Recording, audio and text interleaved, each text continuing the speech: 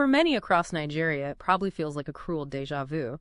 The Academic Staff Union of Universities, ASU, is once again threatening a nationwide strike. Yeah, and for students, parents, this isn't just news, is it? It's a direct threat to, the stability of academic life. Exactly. But this deep dive, it isn't just about the current threat. We really want to peel back the layers here.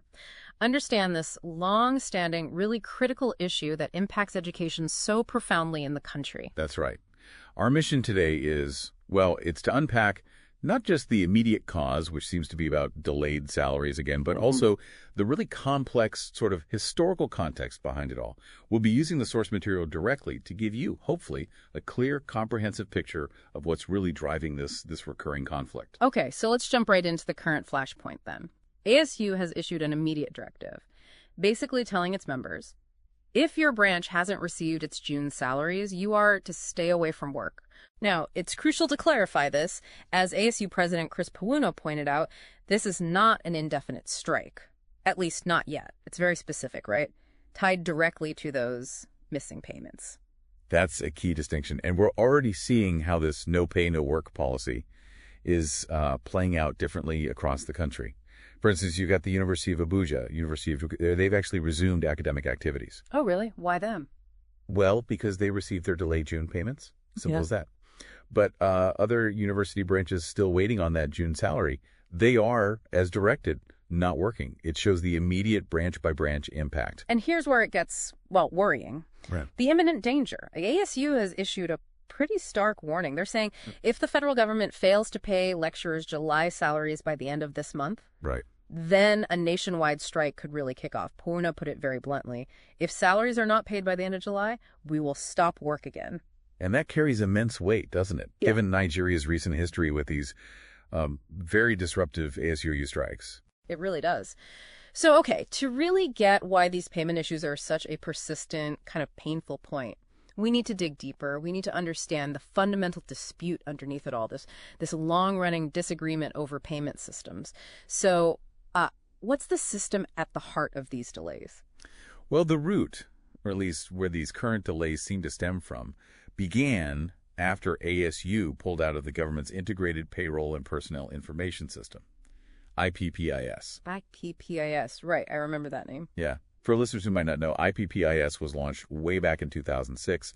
The idea was to centralize and standardize payments for all federal civil servants, make things efficient. Okay, sounds reasonable on the surface. Well, yes, but ASU vehemently opposed being included in it. They argued it violates university autonomy.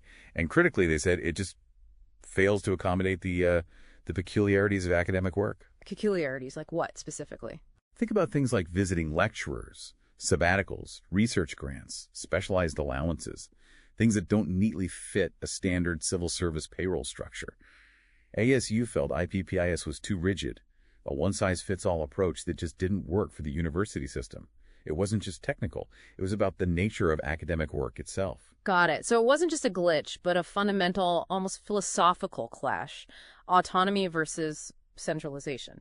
But hang on, wasn't the government's push for IPPIS also about tackling things like ghost workers and improving transparency? How did ASU respond to those points? That's a very important question. Yes, the government definitely promoted IPPIS as a tool for accountability, efficiency, fighting payroll fraud.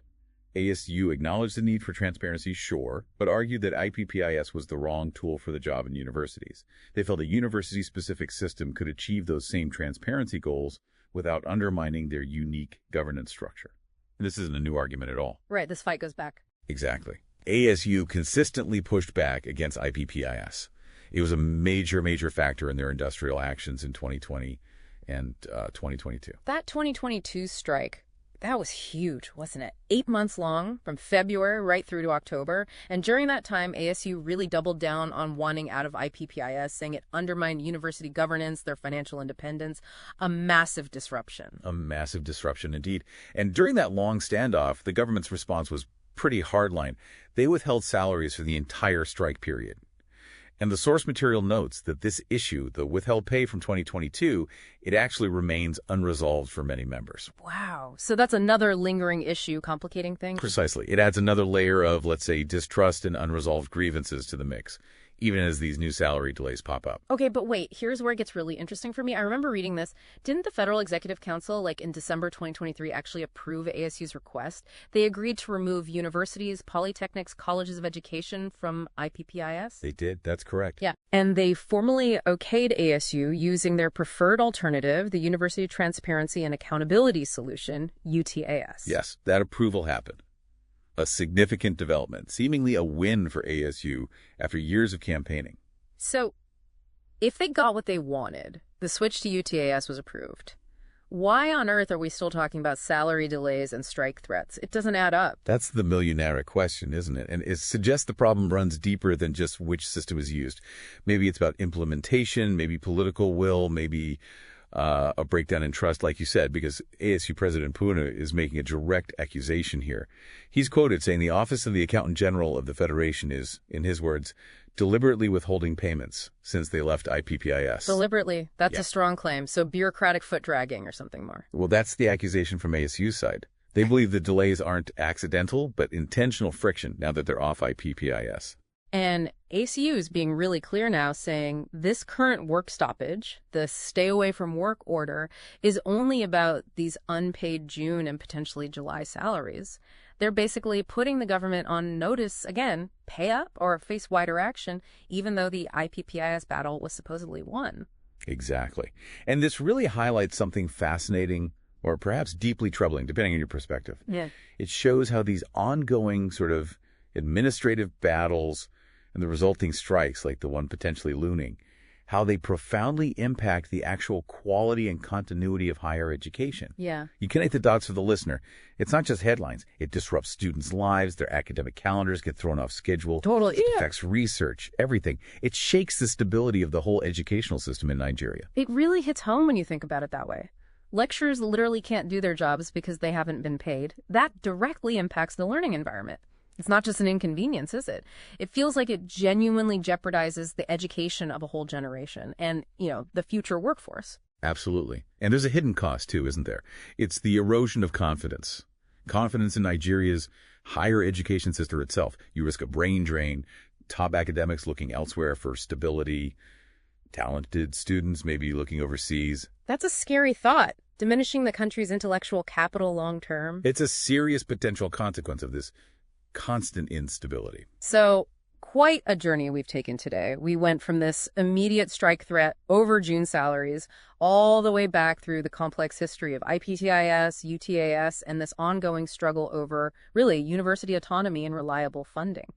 You've definitely absorbed a lot of layers here today, hopefully getting a clearer picture. Indeed. And maybe a final thought for you, the listener, to chew on. Given these seemingly endless cycles of conflict between ASU and the government, what does that actually take? How can Nigeria build a higher education system that's stable, progressive, and truly insulated from these kinds of administrative and financial disputes? How do you safeguard the future for its young people, for its intellectual capital amidst all this? That's the real challenge, isn't it?